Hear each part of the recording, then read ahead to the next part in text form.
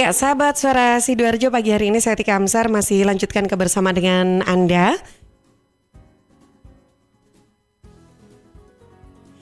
Ya, dan tentunya pagi ini setiap hari Jumat pagi ya sahabat, dari jam 9 sampai jam 10 pagi kita nanti akan berbincang di program Dialog Pertanian kerjasama Suara Sidoarjo dengan Dinas Pangan dan Pertanian Kabupaten Sidoarjo yang hadir untuk menemani aktivitas pagi Anda. Yuk silakan untuk Anda yang hobinya bercocok tanam, hobi seperti Pak Suparno yang ada di mana ya biasanya itu ya, ada di Waru deh kayaknya kalau nggak salah ya, yang sering gabung dengan kita. Juga ada Bu Sandra yang juga biasanya bergabung, ini katanya memang hobinya itu menanam ya, berkaitan dengan tanaman-tanaman. Wah, ini silakan yang mau bergabung pagi ini ikuti terus program Dialog Pertanian dari jam 9 sampai jam 10 pagi nanti ya. Nah, kali ini di studio saya juga sudah kedatangan tamu narasumber kita dari Balai Pertanian Kecamatan Wonoayu. Hari ini kita akan berbincang bersama Ibu Pujiati. Saya panggilnya Mbak aja ya. Iya. Assalamualaikum Mbak Puji. Waalaikumsalam warahmatullahi wabarakatuh. Apa kabar? Alhamdulillah baik. Alhamdulillah. Iya. Nah, kali ini hari ini datang ada bersama dengan narasumber juga. Narasumber kita pagi hari ini ada Ibu atau Mbak Ristina ya. Iya. Mbak Ristina, assalamualaikum. Waalaikumsalam warahmatullahi wabarakatuh. Apa kabar? Alhamdulillah sehat walafiat. Alhamdulillah. Iya. Nah, Mbak Ristina ini kesehariannya bertugas sebagai pengendali organisme pengganggu tumbuhan begitu ya. Itu berarti masuk dalam bagian dari Balai Penyuluh Pertanian Kecamatan Wonoayu juga begitu ya. Iya. Oh, tapi memang tugasnya lebih spesifik gitu ya. Ya, di bawah Dinas Pertanian Provinsi Jawa Timur ditempatkan di Kecamatan Wonoayu seperti itu. Oh, dari provinsi ditempatkan di Kecamatan Iya, Wonoayu. betul. Wah, keren-keren ya. Baik, nah sahabat, hari ini kita nanti akan membahas cara-cara pengendalian hama tikus. Nah, karena tentunya ini mungkin yang jadi PR ya, terutama para petani juga yang suka bercocok tanam, tapi ternyata kok rusak semua tanamannya ataupun apa yang sudah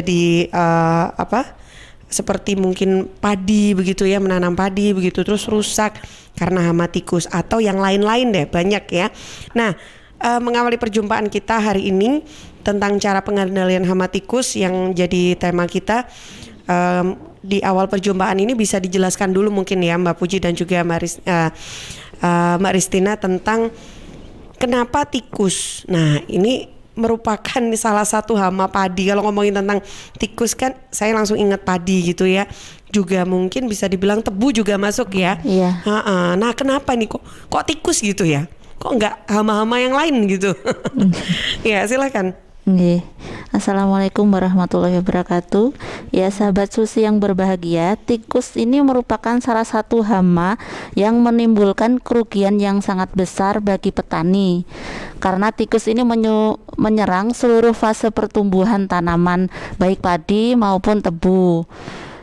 Nah, bahkan pada fase penyimpanan pada tanaman tersebut, tikus ini memiliki daya adaptasi atau penyesuaian yang tinggi sehingga mudah tersebar di dataran rendah dan dataran tinggi.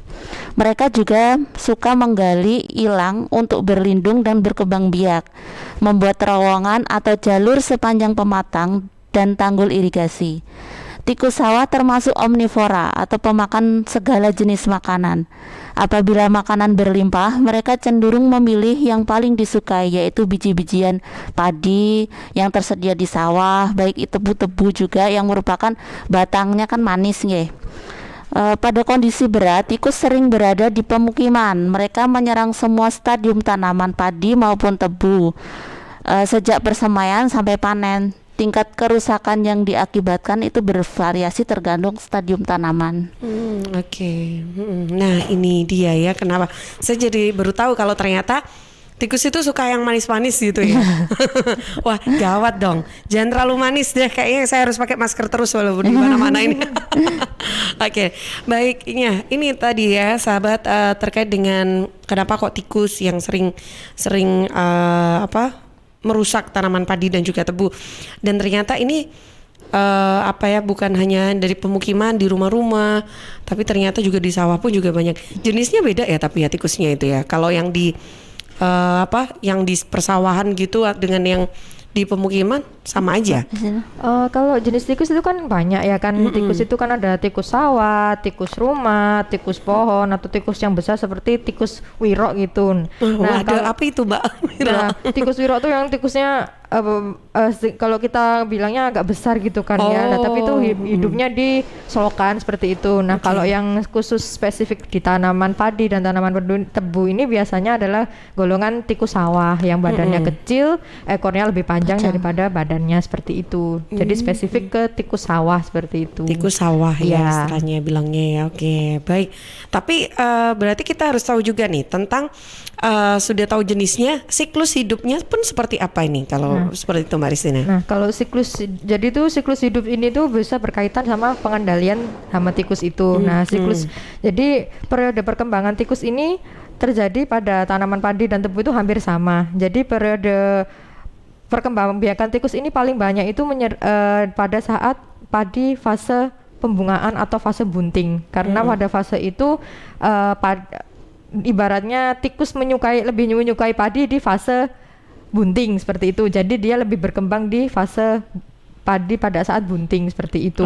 Nah, sementara ini padi bisa bunting ya? Iya, jadi berbunga. Kalau petani bilangnya bunting. Nah, kalau dari kami bilangnya berbunga seperti itu atau primordia. Nah, dikarenakan pada saat tanaman sebelum berbunting itu kebutuhan gizi tikus jantan itu belum terpenuhi, jadi belum bisa kawin dengan tikus betina seperti itu. Jadi tikus itu kebanyakan berkembang biak pada saat tanaman padi sudah mencapai fase bunting itu. Wah, itu ya. Nah, jumlah anak tikus ini per induk beragam antara 6 sampai 18 ekor dengan rata-rata 10 ekor dari satu pasang. Seperti itu.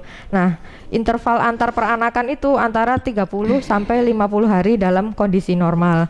Tikus betina ini lebih cepat dewasa. Jadi pada saat dia sudah hamil tikus itu adalah 21 hari. Setelah dia melahirkan, dia 2 hari kemudian dia bisa kawin lagi. Jadi satu pasang tikus itu bisa menghasilkan kurang lebih 100 tikus setiap kali melahirkan. Seperti itu. Nah, diperkirakan dalam 1 tahun tanam bisa sampai 2000 tikus dari satu pasang tikus itu. Tikus yang kawin itu banyak banget. Berkembang biaknya cepat.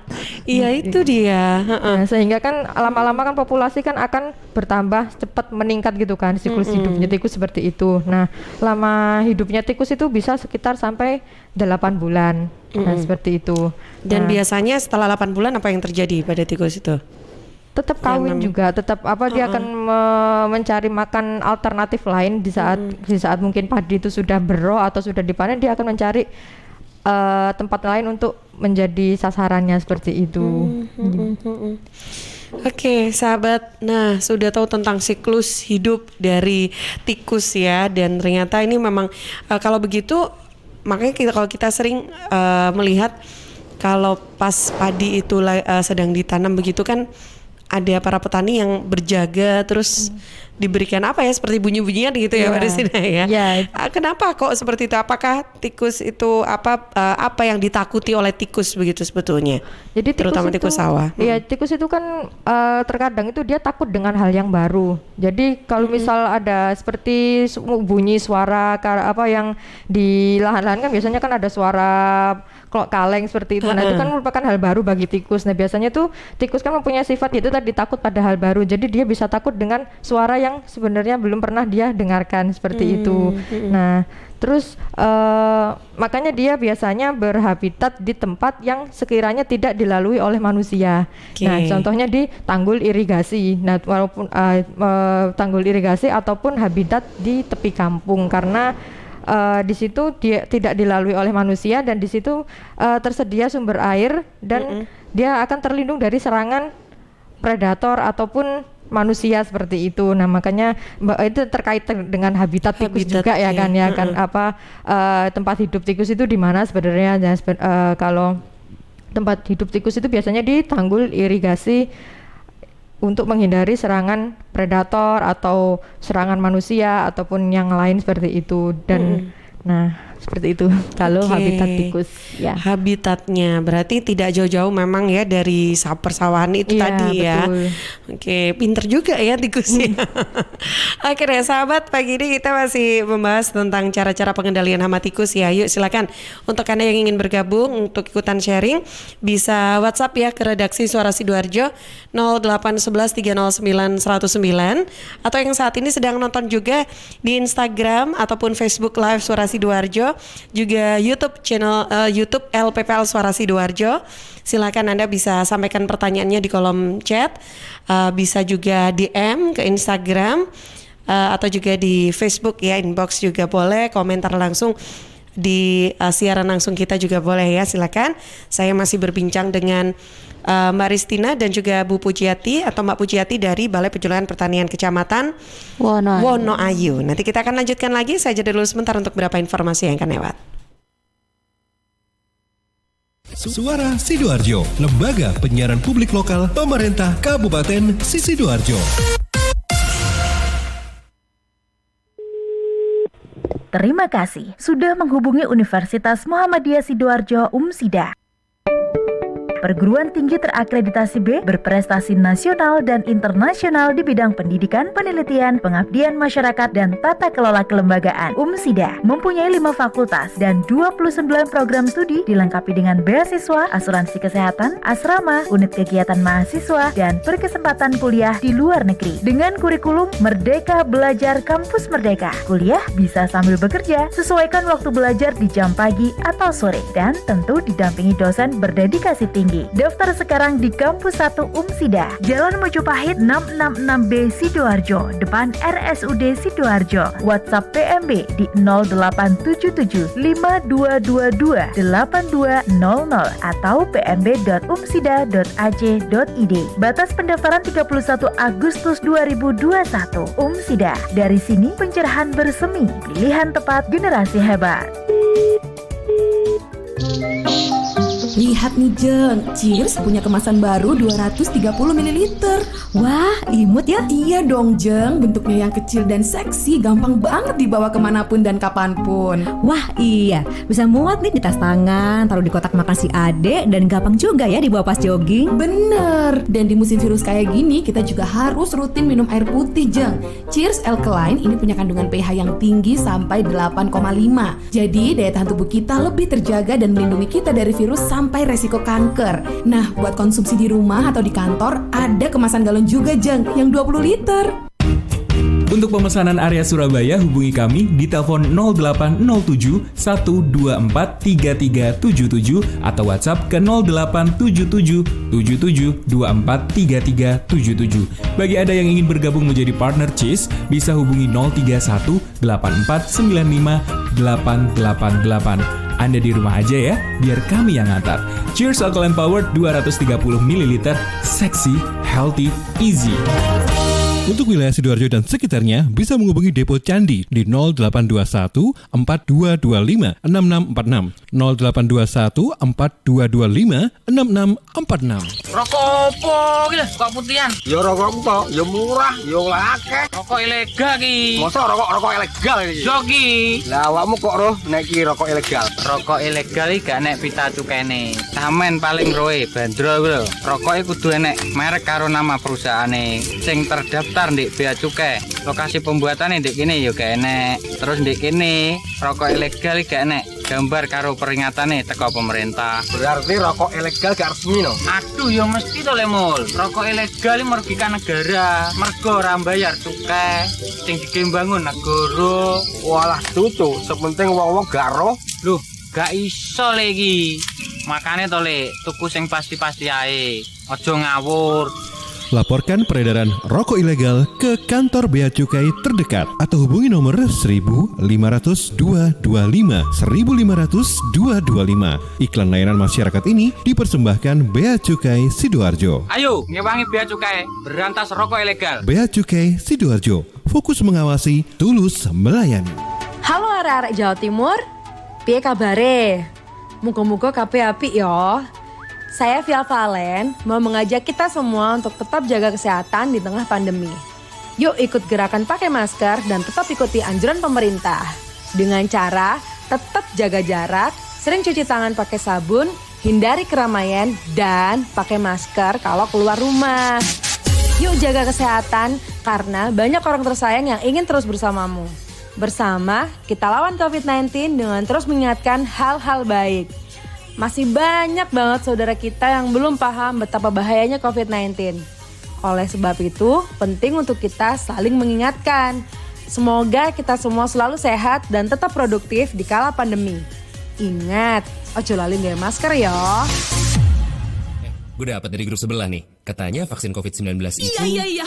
Aku tahu dari temennya temenku punya temen. Nah, temennya... Kita sebarin aja ke 10 grup. Kita lihat. Udah.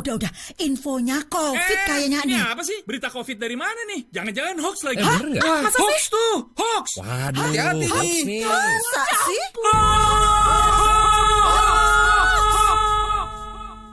Selain virus yang mengancam, ada bahaya lain yang mengintai, yang memicu kebingungan, menghapus rasa percaya, membunuh optimisme, membangun rasa curiga. Ribuan hoax yang beredar menghambat penanggulangan pandemi. Stop hoax dari sekarang. Tahan, saring sebelum sebar. Kalau dapat informasi, tahan dahulu. Cek di www.hoax.infovaksin.id baru disebar. Dipersembahkan Kominfo dan Komite Penanganan COVID-19 dan Pemulihan Ekonomi Nasional. Kesehatan pulih, ekonomi bangkit. Serta Indonesia Persada ID untuk menyiarkan baik. Saya warga Jatim, Piu dari Padi Dibon, memakai masker. Memakai masker melindungi kita dari risiko penularan COVID-19 hingga 75%. Maskerku melindungimu, maskermu melindungiku. Jatim tangguh. Dan ternyata cinta. Tisu, masker, hand sanitizer, apalagi ya? Situ mau kerja atau mau camping sih? Kayak mau naik gunung aja. Hello, selama ini kemana aja? Ini yang perlu disiapin buat adaptasi kebiasaan baru alias new normal. Sekarang ini kita kudu dan harus terbiasa dengan kebiasaan hidup sehat, bersih, sesuai protokol kesehatan. Saat ini kita dalam perubahan pola hidup dalam situasi pandemi COVID-19. Jadi kita perlu melaksanakan adaptasi kebiasaan baru atau protokol kesehatan dalam kegiatan sehari-hari. Jangan lupa pakai masker, tetap jaga jarak, sering cuci tangan pakai sabun dengan air mengalir. Sediakan hand sanitizer kemana-mana. Kalau flu, di rumah saja. Nggak perlu bersalaman, say hello saja. Kalau nyampe di rumah, langsung mandi. Gunakan uang elektronik. Kalau naik kendaraan umum, jaga jarak. Balita atau lansia, di rumah saja. Ayo menuju new normal dengan melaksanakan protokol kesehatan dan menerapkan adaptasi kebiasaan baru. Hei, udah jam berapa nih? Kebiasaan telat juga masuk new normal ya? Ada yang kurang satu, uang sakunya belum. Iklan layanan masyarakat ini persembahan Dinas Kesehatan Kabupaten Sidoarjo. Sahabat BP Jam Sostek memberikan perlindungan khusus untuk pedagang, petani, driver online, wira swasta, buruh harian lepas, dan pekerja mandiri lainnya. Kerja tenang mergo ono perlindungan. Iuran rutin hanya Rp36.800 per bulan. Manfaat iuran pengobatan dan perawatan tanpa batas sesuai indikasi medis. Santunan kematian Rp70 juta. Meninggal dunia karena kecelakaan kerja. Santunan kematian Rp42 juta. Meninggal dunia bukan karena kecelakaan kerja. Dan masih ada perlindungan lainnya. Info lebih lanjut hubungi 031 894 55924. Informasi ini dipersembahkan oleh BP Jam Sostek Sidoarjo. Suara Sidoarjo, lembaga penyiaran publik lokal pemerintah Kabupaten Sidoarjo. Ya, sahabat, kembali di program Dialog Pertanian ya. Pagi ini kita masih membahas tentang cara-cara pengendalian hama tikus. Kalau tadi sudah jelaskan kenapa kok tikus ya, yang masih berkaitan atau yang mungkin selalu ada di seputaran tanaman padi dan juga tebu ya, dan juga di mana sih habitatnya tikus itu sebetulnya, apalagi tikus sawah nih ngomonginnya ya. Nah, kali ini kita coba untuk membahas tentang kalau tadi siklus hidupnya dari tikus ini kan juga disebutkan bersamaan pada saat padi itu akan akan mau tumbuh gitu ya istilahnya ya, benar ya, berbuih. Nah itu, jadi apa yang misalkan ini perlu atau bisa dilakukan sebetulnya mungkin dari pengendalian dari siklus hidup tikusnya sendiri, atau mungkin memotong siklus hidupnya tikusnya, atau seperti apa yang mungkin bisa dilakukan begitu? Silakan Mbak Restina. Kalau dari untuk pengendalian itu kan sebenarnya kan sebelum kita melakukan pengendalian itu kita harus tahu bagaimana sifat atau perilaku tikus, terus habitatnya di mana. Jadi kita tidak bisa menentukan pengendalian itu sebelum mengetahui dua hal itu tadi. Karena percuma aja kita melakukan pengendalian tapi kita tidak mengetahui apa yang dia sukai atau yang tidak dia sukai, seperti itu akan berujung sia-sia, ibaratnya seperti itu. Jadi nggak cukup kalau cuma kita tahu habitatnya aja dan siklusnya seperti apa. Kita harus tahu dua-duanya itu dulu sebelum melakukan pengendalian itu. Nah berarti harus tahu dong tentang gejala-gejalanya serangan tikus itu ya, polanya seperti apa begitu ya. Nah ini silakan boleh dijelaskan dulu nih tentang pengendalian hama tikus sawah ini sendiri. Kalau jadi kita lihat gejalanya dulu ya. Gejala serangan tikus itu kalau misal gejala tikus di padi itu dia ciri khasnya itu peta yang terserang tikus sawah itu dimulai dari tengah. Jadi tikus itu akan menyerang tanaman dari tengah, kemudian akan meluas ke arah pinggir. Jadi nanti kalau pada saat itu keadaan serangan itu sudah berat atau mencapai fuso, itu cuma hanya menyisakan 1-2 baris padi di pinggiran aja. Jadi yang tengah itu sudah dia makan, yang pinggir hanya tersisa yang pinggir-pinggir aja. Itu pada saat sudah fase serangannya termasuk kategori berat. Kan fase serangan tikus kan ada ringan, sedang, berat, fuso atau tidak panen seperti itu kan. Nah kalau sudah termasuk dalam kondisi berat, hanya menyisakan beberapa baris di pinggiran petakan lahan. Itu ciri khasnya. Kemudian untuk ciri di pertanaman di anakannya itu kan tikus kan memakan batang, mengerat ya kan, karena tikus adalah hewan pengerat. Jadi dia akan memakan batangnya sehingga rumpun padi itu, anakan padinya tuh patah. Nah, karena jadi tuh saat anakannya patah, tanaman akan mudah rebah atau roboh seperti itu. Nah, karena batangnya itu dikerat oleh tikus sehingga aliran zat hara yang dari batang menuju daun itu tidak tersalurkan sempurna, sehingga menyebabkan ujung daunnya itu menjadi berwarna kuning. Karena memang aliran hara yang dari batang sudah terputus di batang itu karena sudah dimakan oleh tikus itu. Jadi aliran zat haranya tidak tersalurkan sempurna seperti itu. Nah, jika serangan tikus ini pada saat fase vegetatif atau sebelum pembungaan, anakannya masih bisa tumbuh kembali. Jadi anakan tanaman padi itu akan merasa tercekam, jadi dia bisa tumbuh kembali seperti itu. Tapi kalau sudah di fase generatif atau bulir, nah anakannya tidak bisa menghasilkan bulir seperti itu. Itu untuk gejala di pertanaman padi seperti itu. Saya tambahkan untuk tebu ya Mbak ya. Jadi untuk tebu, pada tanaman tebu tikus itu bisa menyerang pada saat mulai pembibitan, karena tebu ini pembibitannya juga dari bagal, dari batang tebu. Itu biasanya ruas-ruasnya dierat sehingga merusak mata tunas, sehingga nanti tidak bisa tumbuh bibitnya nanti. Nah, sedangkan pada umur 2-3 bulan ini biasanya menunjukkan gejala daunnya itu kelihatan seperti dipangkas. Ini biasanya tikus kecil yang menyerang pada pucuk-pucuk daun tanaman tebu. Sedangkan kalau tikus besar biasanya menyerang di perakaran sampai batang di bawah. Jadi dia mengakibatkan batang tebu itu bisa roboh. Seperti itu. Dan tanaman tebu ini diserang di perakarannya sehingga menurunkan kadar gula atau rendemen dalam batang tebu. Nah, ini kalau terjadi serangan berat bisa menyebabkan kegagalan panen. Begitu Mbak. Nah ini ya gitu. Jadi memang pola-polanya memang kalau di tebu seperti itu sendiri, di padi berbeda lagi gitu ya. Aduh susah ya, agak susah ya nih mikirnya. Apalagi ngomongin tikus cepet banget gitu loh, kalau udah larinya gitu itu kan cepet menghilang. Oke, baik, saya ke redaksi dulu. Ada udah gabung, silakan. Ini kenapa ya? Oke, sebentar kan saya. Coba kan saya.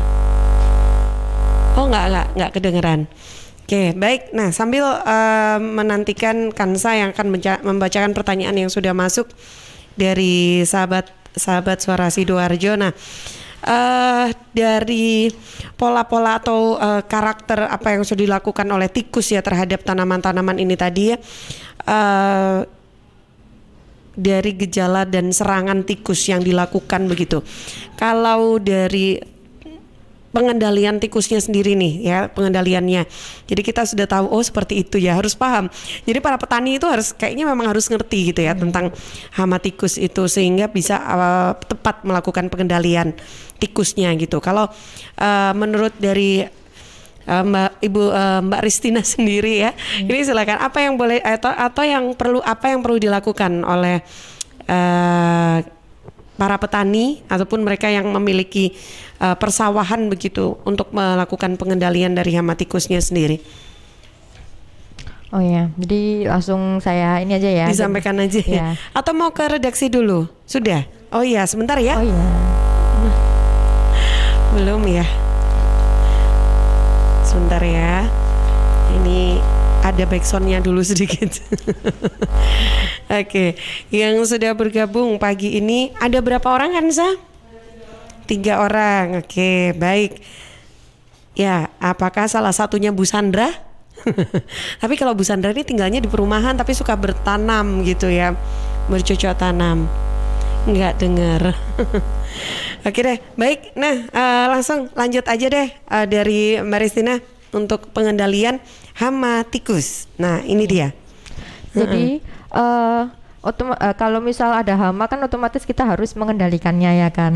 Nah, pastinya. Pengendalian hama tikus ini tuh tidak disamakan dengan pengendalian hama yang lain karena tikus ini kan termasuk hewan mamalia menyusui dan kebanyakan hama di pertanaman padi adalah jenis serangga. Jadi pengendaliannya tidak bisa disamakan antara serangga dan tikus. Nah, jadi kita bisa melakukan pengendalian itu dengan prinsip pendekatan secara terpadu, yaitu pengendalian hama tikus terpadu atau disingkat PHTT.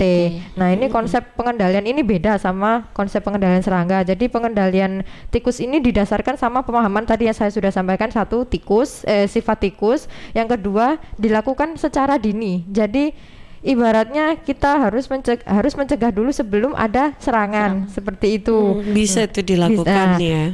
Terus kemudian harus dilakukan secara intensif. Jadi tidak bisa dilakukan sekali aja. Jadi harus intensif, rutin dan berkelanjutan. Tidak bisa dilakukan hanya sekali lalu dibiarkan gitu, tidak. Jadi harus secara kontinu seperti itu. Harus telaten ya istilahnya. Iya, betul. Harus telaten dan butuh kesabaran dan ketekunan sebenarnya tikus itu kan, karena tikus mengingat tikus dia berkembangnya juga sangat cepat dan dia ibarat pemakan segalanya, pemakan biji-bijian seperti itu kan. Iya, makan Tupperware saya juga tikus. Apapun dimakan oleh tikus sekarang kan. Nah itu. Jadi pengendalian tikus ini bisa dilakukan pada saat populasinya masih rendah. Jadi sebelum pengendalian ini bisa dilakukan setelah di waktu pasca panen, pengolahan lahan, persemaian, pertanaman, bahkan sampai ke panen itu juga harus ada pengendaliannya seperti itu. Jadi tikus nggak bisa dikendalikan hanya pada saat pasca panen, hanya dikendalikan pada saat olah lahan, atau hanya dikendalikan pada saat serangan. Itu tidak bisa seperti itu. Jadi harus sebelum ada tikus itu sudah harus dikendalikan. Itu namanya pengendalian preemptif atau sebelum dilakukan budidaya pertanaman. Seperti itu. Nah, tindakan pengendalian tikus secara dini itu bisa dimulai pada saat lahan sawah itu dalam keadaan bero atau istilahnya diistirahatkan gitu keadaannya. Jadi pengendalian tikus dari pasca panen dulu ya, pengendalian dari pasca panen itu bisa dilakukan dengan pemeliharaan musuh alami. Jadi musuh alami tikus kan beragam ya, ada contohnya burung hantu, ular. Bisa itu musuh-musuhnya ya. Iya, kan tikus takut dengan burung hantu dan ular seperti itu kan. Nah, gitu. Burung hantu tapi kalau nggak kita yang taruh di situ kan juga nggak itu. Nah, jadi kalau ular yang sering mungkin bisa ada. Kalau ular kan tidak harus kita budidayakan, sudah ada di lahan kan secara alamiah gitu. Nah, kalau pengendalian burung hantu ini bisa direkayasa dengan cara membuat sarang rumah burung hantu. Jadi kita meletakkan sarang rumah burung hantu itu di tengah sawah. Tengah sawah. Jadi nanti dia membiarkan burung hantu itu yang akan datang sendiri ke pertanaman tersebut, ke sarangnya tersebut, seperti itu. Memang dampaknya terasa lama, tapi kan ini masih termasuk pengendalian terpadu yang bersifat ramah lingkungan. Jadi dan bisa termasuk murah dan mudah dilakukan oleh petani. Jadi itu. begini, tinggal bikin tempatnya aja, nanti burung hantunya akan datang sendiri. Iya. Apa yang mengundang burung hantu untuk bisa datang ke situ?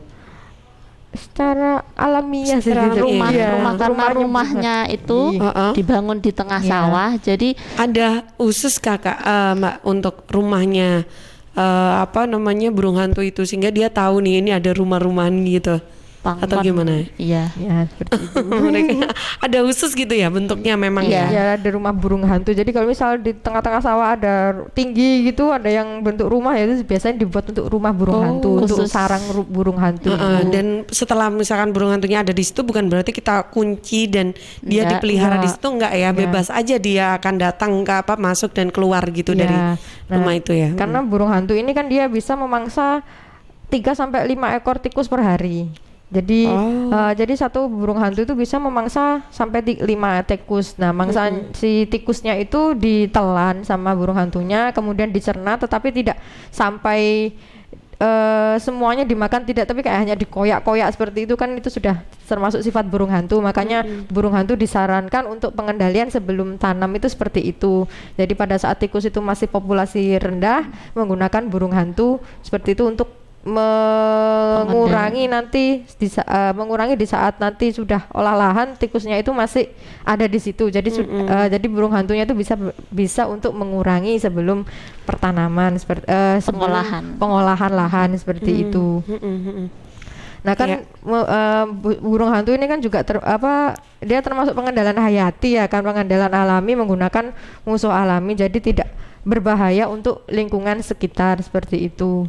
Nah, yang kedua, selain menggunakan burung hantu ini kan kita bisa membuat pematang sawah atau parit sawah, tapi dengan ukuran 30 kali 15 cm biasanya, karena pematang yang sempit itu biasanya tidak disukai oleh tikus. Jadi akan membatasi tikus itu untuk bersarang di habitat tersebut.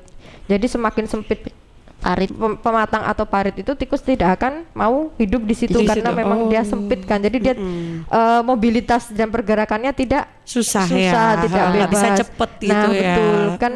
Selain untuk dirinya sendiri hidup kan, lubang di pematang itu kan dia untuk membesarkan anaknya, untuk berkembang biak, untuk makan kan bisa di situ juga. Jadi kalau semakin sempit itu pematangnya, jadi dia tidak bisa bergerak bebas gitu akhirnya. Seperti itu salah satu juga pengendalian secara teknis sebelum sebelum pertanaman seperti itu. Oke. Nah itu dia. Ya baik, ini saya coba untuk bacakan dulu pertanyaan yang sudah masuk ya dari sahabat Suara Sidoarjo. Saya sebentar, ini ada pertanyaan dari Rian di Sedati. Lebih efektif mana ya, racun tikus atau jebakan tikus untuk pengendalian tikus ini, hama tikus? Diracun atau dijebak? Kalau lebih efektif sebenarnya. Oh iya. Ada yang bergabung dulu ya. Sebentar ya, kita terima dulu penelpon yang sudah bergabung. Mas Rian tahan dulu ya, sabar dulu, nanti akan dijelaskan oleh Mbak Risina. Saya ke penelpon dulu, sahabat Suara Sidoarjo. Selamat pagi. Selamat pagi. Iya. Dengan siapa, Pak? Dengan Pak Muhammad di Buduran. Pak Muhammad di Buduran. Silakan Pak Muhammad dengan narasumber kita pagi ini. Iya, selamat pagi ibu-ibu atau mbak-mbak yang cantik itu. Sebetulnya mbak-mbak ini masih cantik-cantik, muda-muda, tapi saya dari tadi keliru panggil Bu aja. Oke. Dia perempuan juga gitu. Iya, benar Pak. Ibu juga. Iya, benar. Oke, silakan monggo Pak pertanyaannya. Iya, bicara masalah tikus, barangkali sebelum kita ada sudah ada tikus gitu. Iya. Nah, kebetulan saya petani mulai kecil Mbak. Mbak apa ya Mbak ya? Iya. Petani mulai kecil. Secara teori kami sudah mempelajari semuanya, baik tentang karakter apa saja yang terutama tikus. Tetapi fakta di lapangan sangat-sangat jauh berbeda. Apa yang sampai kita teori kita terapkan itu dan tidak ada hasilnya, barangkali menyimpang jauh dari praktek atau fakta yang ada di lapangan. Dari cara pengendalian mulai awal sampai pengendalian terpadu apapun yang kita lakukan. Fakta di lapangan kalau kita sudah terserang tikus, ya sudah hancur. Tuh. Kemudian kaitannya dengan, halo? Ya Pak, monggo silakan. Kaitannya dengan burung hantu tadi, mungkin kita tidak bisa serta-merta kita menyediakan sarangnya kemudian ada burung hantu itu sangat langka, ya kita memang harus mendatangkan juga, dan itu pun belum tentu dia mau menempati juga. Kemudian kalau ular itu pun kita bisa, ada beberapa petani teman kita itu yang pelihara ular, memang sengaja dipelihara untuk pengendalian tikus. Jadi mereka sengaja memelihara ular piton itu biasanya, itu memang sengaja untuk pengendalian tikus, sehingga barangkali kita memang perlu sekali untuk percontohan dari teman-teman kita ini, dari mbak-mbak ini, bagaimana percontohan kita di dalam pengendalian hama tikus khususnya di tanam tebu, sehingga di situ ada demonstrasi pengendalian hama tikus mulai dari awal sampai dengan panen, sehingga petani kita itu gampang untuk meniru. Kalau kita nyuruh petani itu tidak mudah untuk disuruh, tapi kalau meniru itu senang. Kalau ada yang berhasil itu mereka meniru itu senang. Itu saja barangkali mbak-mbak yang cantik. Dari pengalaman barangkali saya dari dulu, katakan dari kecil kita berkecimpung di pertanian, ya memang teori jauh berbeda ya Pak ya. Dari apa yang fakta ada di lapangan. Oke. Baik, terima kasih banyak Turun Pak Muhammad. Waalaikumsalam warahmatullahi wabarakatuh. Pak Muhammad yang ada di Buduran, Sidoarjo, terima kasih untuk sharingnya juga ya. Nah, memang ini kalau kita ngobrolin secara teori, ini pembelajaran teorinya, cuman prakteknya ya dicoba dilakukan, apapun hasilnya ya dicoba dulu gitu secara teoritis. Ini dari hasil dari juga pengalaman juga pastinya ya Mbak siapa tadi, Marisina. Marisina udah memang ini udah pernah dilakukan ya secara teori ini oleh para petani yang ada di bawah binaan BPP Kecamatan Wonoayu ya. Sudah ada beberapa, cuman mungkin belum semua desa melakukannya seperti itu. Jadi masih beberapa aja. Nah, silakan untuk pertanyaan yang tadi juga sudah masuk dari Mas Rian di Sedati, lebih efektif mana racun tikus atau jebakan tikus? Juga silakan dilanjutkan dengan menanggapi sharing dari Pak Muhammad tadi yang ada di Buduran. Silakan. Kalau untuk jebakan atau racun sebenarnya sama tergantung ini ya. Kalau untuk pertanaman lebih efektif mungkin tingkat kecepatannya lebih diracun mungkin seperti itu. Jadi para petani biasanya lebih suka dengan yang proses cepat ya. Jadi menebarkan racun di leng-leng tikus, kemudian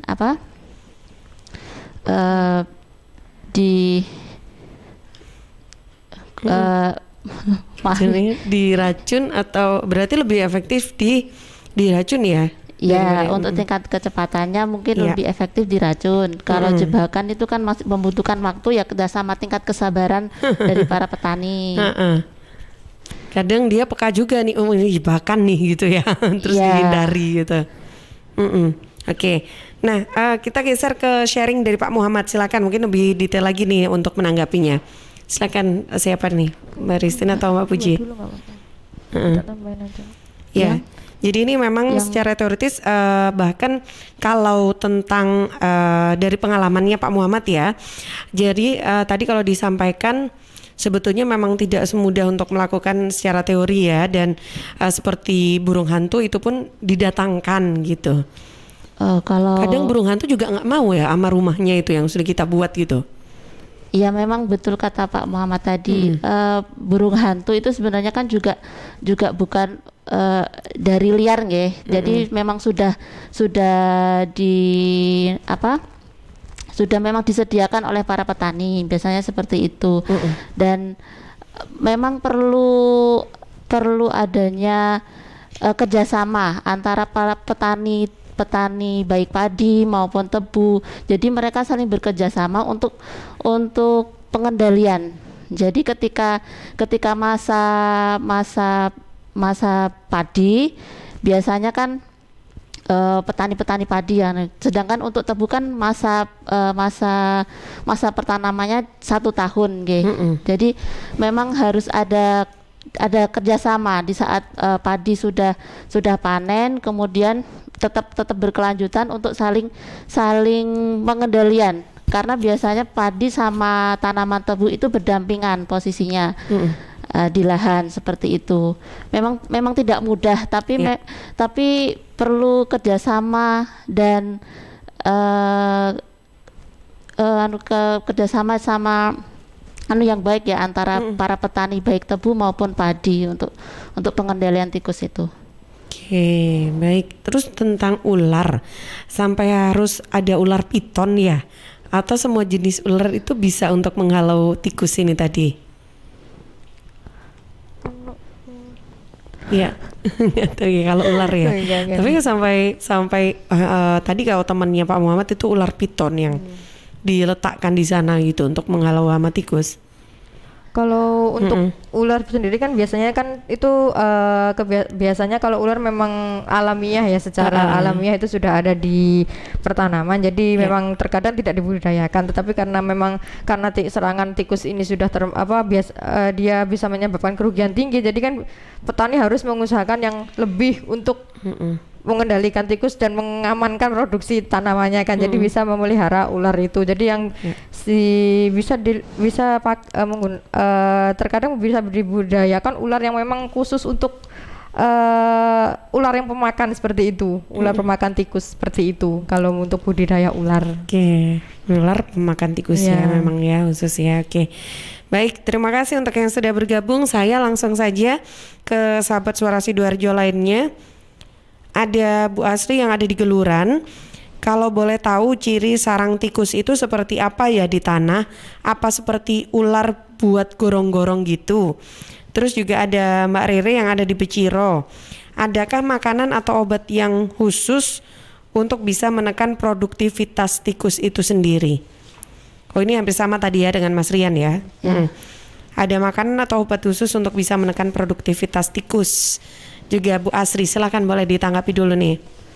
Ciri sarang. Ciri sarang tikus itu. Oh, kalau ciri sarang tikus itu kan dia tikus kan membuat lubang aktif ya di dalam tikus, lubang aktif di tanah ya kan untuk membuat sarangnya gitu. Nah itu biasanya lubang aktif tikus itu ada seperti ada jalurnya gitu loh. Kalau dilihat dari luar itu seperti ada jalurnya. Jadi nggak lurus monoton lurus itu nggak, tapi seperti ada jalurnya. Nah, itu biasanya lubang aktif tikus seperti itu. Dan jika terkadang dibongkar itu terdapat tikus di dalamnya seperti itu. Kalau lubang aktif tikus seperti itu. Biasanya berbeda dengan ular, karena kalau misal lubang aktif tikus itu dia lebih ada pola jalannya kan, untuk jalan untuk seperti labirin untuk mobilitas tikusnya seperti itu. Itu untuk lubang aktif tikusnya. Nah, untuk kita bisa lihat ya itu ya posisi atau bentuknya dari luar gitu. Dari sekilas. Dari sekilas bisa dilihat yaitu dengan melihat dengan melihat sendiri, yaitu seperti itu ciri lubang aktif tikusnya seperti itu. Nah, kemudian untuk makanan yang efektif ya. Kalau misal makanan efektif itu kan bisa biasanya tuh dengan pengumpanan kimiawi, biasanya dengan menggunakan obat kimiawi. Nah, biasanya kalau pengobatan kimiawi itu berdasarkan kearifan lokal. Ada yang ditambahkan dengan sekam padi, ada bahkan yang ditambahkan dengan yuyu biar tikusnya biar tikusnya itu tertarik dengan baunya yuyu tersebut. Jadi dia akan memakan umpannya tersebut. Nah, ada lagi dengan menggunakan umpan nabati, tetapi umpan nabati ini bisa digunakan pada saat fase persemaian. Jadi sebelum tanam bisa menggunakan umpan nabati itu. Nah, umpan nabati ini bisa dibuat sendiri oleh petani di rumah karena bahannya yang relatif mudah didapat, murah dan praktis bisa dibuat oleh semua orang seperti itu. Nah, bisa menggunakan umpan nabati menggunakan bahan umbi singkong ataupun umbi gadung. Nah, menggunakan umbi singkong itu nanti umpan tersebut direbus menggunakan air kelapa dengan perbandingan 1 kilogram singkong dengan 3 liter air kelapa. Nah, itu umbi singkong tersebut itu merupakan racun pencernaan, jadi dia akan menyerang dari pencernaan tikus tersebut. Nah, itu untuk umpan nabati di sebelum pada saat fase persemaian, jadi mencegah sebelum tikus tersebut masuk ke dalam pertanaman di menggunakan umpan nabati tersebut. Ada lagi umpan nabati yang berbahan gadung, karena gadung tersebut menurut penelitian bisa menyebabkan tikus itu mandul. Nah, jadi tikus itu tidak bisa berkembang. Gadung. Ya. Gadung. Ya, menggunakan umbi gadung seperti itu. Ubi gadung ya. Ya, kalau seperti itu. Ya, berarti hati-hati dengan ubi gadung, ini bisa menyebabkan kemandulan. Kalau terlalu banyak ya. Kalau terlalu banyak untuk mandul. Oke. Baik, ini tadi yang bisa dilakukan untuk pengendalian hama tikus, dan tidak terasa ini waktu kita juga ternyata sudah di penghujung perbincangan kita di penghujung acara di program Dialog Pertanian pagi hari ini. Terakhir silakan mungkin boleh ada disampaikan closing remarks-nya dari apa yang sudah kita bahas selama kurang lebih 1 jam ini. Silakan, dengan siapa nih? Mbak Puji? Silakan Mbak Puji.